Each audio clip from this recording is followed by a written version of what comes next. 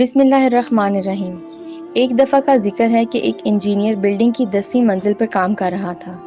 ایک مزدور بلڈنگ کے نیچے اپنے کام میں مصروف تھا۔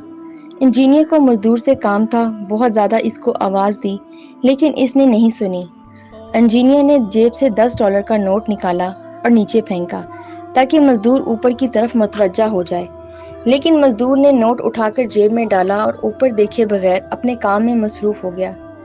دوسری دفعہ انجینئر نے $50 کا نوٹ نکالا اور نیچے پھینکا کہ شاید اب کی بار مزدور اوپر کی طرف متوجہ ہو جائے۔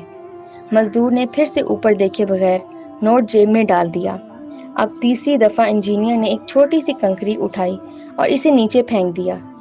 کنکر کا مزدور کے سر پر لگنا تھا، اس نے فوراً اوپر کی طرف نگاہ کی۔ انجینئر نے اسے اپنے کام کے بارے میں بتایا۔ یہ در حقیقت ہماری زندگی کی کہانی ہے۔ ہمارا مہربان اللہ ہمیں ہمیشہ ہم پر نعمتوں کی بارش کرتا ہے کہ شاید ہم سر اٹھا کر اس کا شکریہ ادا کریں، اس کی باتیں سنیں، لیکن ہم اس طرح اس کی بات نہیں سنتے۔ لیکن جو ہی کوئی چھوٹی سی مشکل پریشانی یا مصیبت ہماری زندگی میں آتی ہے، ہم فوراً اس ذات کی طرف متوجہ ہوتے ہیں۔ ہمیں صرف مشکلات میں اللہ یاد آتا ہے۔ بس ہمیں چاہیے کہ ہر وقت جب بھی پروردگار کی طرف سے کوئی نعمت ہم تک پہنچے، فوراً اس کا شکریہ ادا کریں۔ شکریہ ادا کرنے اور اللہ کی بات سننے کے لیے سر پر پتھر لگنے کی ضرورت نہیں ہونی چاہیے۔